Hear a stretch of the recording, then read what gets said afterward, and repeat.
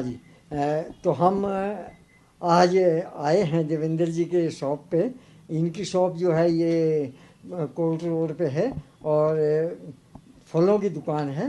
तो हम इनसे आज शहर के संबंध में कुछ बातें करेंगे।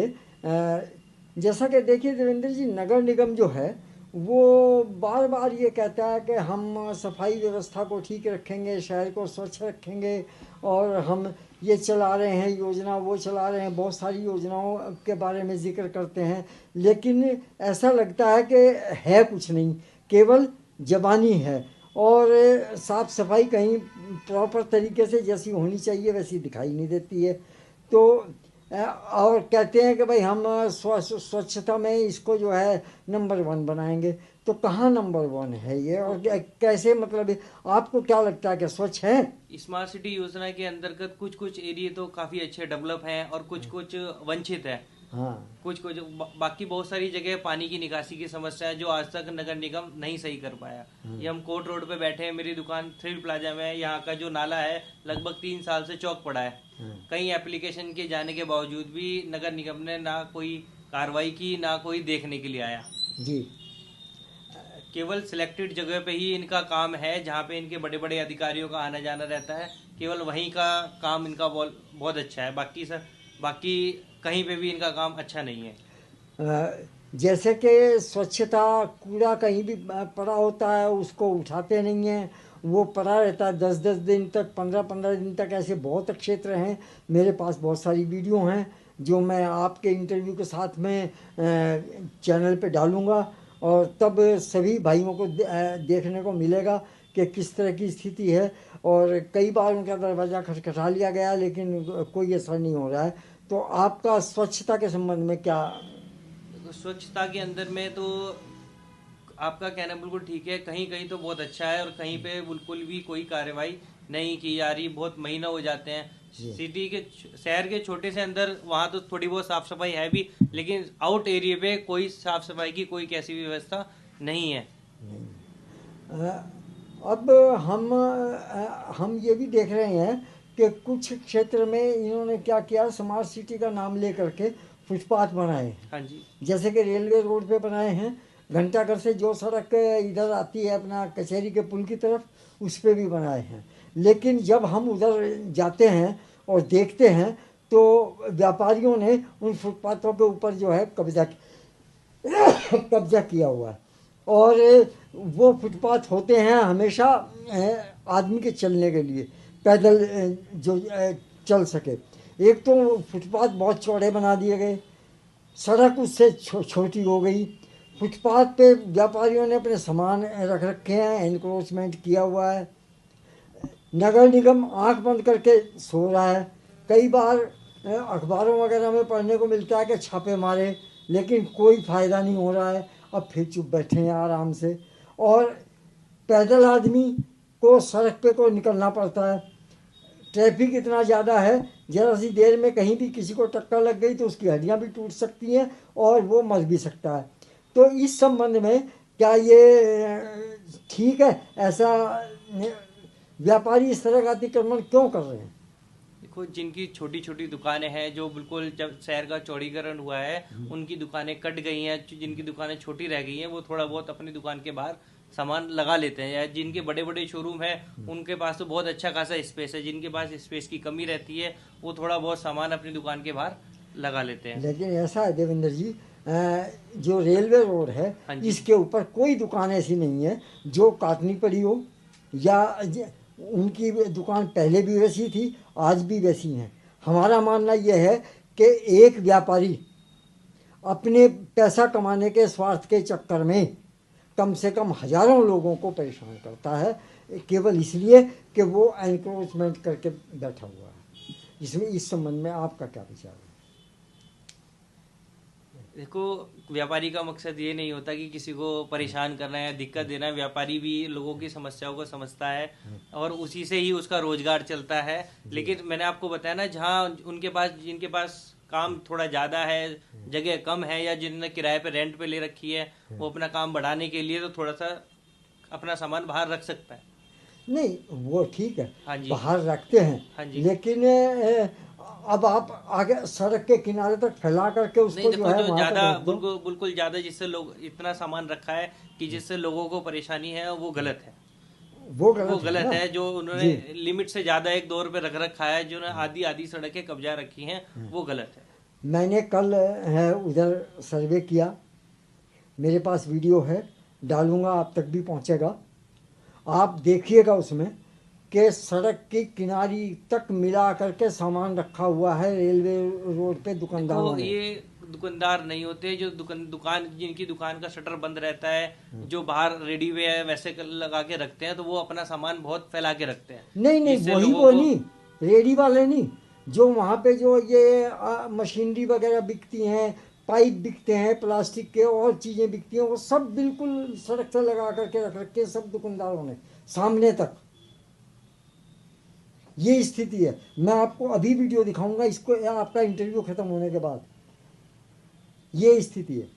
अब मुझे बताइए कि क्या नगर निगम ने फुटपाथ जो है वो इन दुकानदारों के लिए बनाया? नहीं अगर देखो, इनके लिए बनाया तो फिर इन पे छापा क्यों मारते हो, और इनसे वो क्यों वसूल करते हो आप जुर्माना? फिर इनको इनको दे दो, अलॉट कर दो इनकी दुकानों के सामने इनको, कि भाई ये तुम्हारे लिए बना दिया, तुम रखो। आम नागरिक के लिए तो है नहीं वो। नहीं, आम नागरिक के लिए ही जो नगर निगम ने फुटपाथ बनाए हैं, वो आम नागरिक के लिए ही बनाए हैं। हाँ। उन पे लोग बाग सुबह वॉकिंग करने भी जाते हैं, मैं भी जाता हूँ, मैं भी काफी सारे लोगों को देखता हूँ, जी जी चलने और आने जाने जी में लोगों को जी सुविधाजनक रहता है। जी। हाँ रहता है, हाँ जी। लेकिन जब इनकी दुकानें खुल जाती हैं उसके बाद तो आप नहीं जा सकते, अभी भी नहीं जा सकते, अभी भी नहीं जा सकते। ये स्थिति है इस टाइम। हम और आप चलें तो अभी आप देखेंगे कि आप 2 कदम भी पैदल उस फुटपाथ पे नहीं चल सकते, आपको सड़क पे चलना पड़ेगा। पहली सड़क फुटपाथ चौड़ा करने से सड़क को कंजेस्टेड हो गई है, फिर वहाँ पे गाड़ियाँ खड़ी हो जाती हैं, स्कूटर देखो, मोटरसाइकिल अगर हमारे शहर में कहीं पे भी पार्किंग की व्यवस्था नहीं है, हाँ जिससे लोगों को दिक्कत और समस्या दोनों का सामना करना पड़ता है। मैं भी एक ग्राहक के तौर पे किसी के यहाँ जाऊंगा तो वहां पर पार्किंग की नगर निगम जी द्वारा या किसी भी उसके द्वारा पार्किंग की कोई व्यवस्था नहीं है नहीं हमारे शहर नहीं में। नहीं, लेकिन ऐसा है, मैं आपको बताऊं, अगर नीति सही तरीके से बनाई जाए तो सब कुछ होता देखो, है। जैसे कि फॉर एग्जांपल पुराना प्राइवेट अड्डा था अम्बाला रोड पे, हाँ जी, उसमें पार्किंग बनाई जा सकती थी, बजाय पार्किंग बनाने के इन्होंने दुकानें बना ली। अब उन दुकानों को आप किराए पे दोगे, कल को उन पे कब्जे होंगे क्योंकि वो सरकारी हैं, फिर मुकदमे लड़ते रहना, किराया मिलना बंद हो जाएगा। ये स्थितियाँ देश में पहले भी लोगों ने झेली हैं, आगे भी झेलेंगे। इससे अच्छा तो आप पार्किंग बनाते और ठेका देते नहीं, पार्किंग का। कहीं जहाँ पे पार्किंग बनाने की कुछ कुछ ऐसे एरिया हैं जहाँ गवर्नमेंट ने नगर निगम ने पार्किंग की व्यवस्था दे रखी है, लेकिन वो एरिया बहुत सीमित है, बहुत सीमित है लोगों, जी क्योंकि लोगों को सुविधाजनक नहीं रहता, क्योंकि दुकान से आधा किलोमीटर 1 किलोमीटर तक लोगों की पार्किंग है, तो बंदा गाड़ी खड़ी करके आएगा, फिर उसके बाद वहां जाएगा, लोगों के पास टाइम इतना होता नहीं है, तो इसलिए लोगों को दिक्कत होती है। जहां उन्हें सुविधाजनक रहती है वो वहीं पे पार्क कर लेते हैं अपना। अब आप ये देखिए कि जैसे ये है अपना फुटपाथ जो बने हुए हैं, हाँ जी, जिनकी हम अभी बात कर रहे थे, इन फुटपाथों से बाहर न हम कोई सामान लेने जाएं या आप कोई सामान लेने जाएं, फुटपाथ पे तो आप खड़ा नहीं कर सकते स्कूटर वगैरह कुछ भी, आपको सड़क पे खड़ा करना पड़ेगा।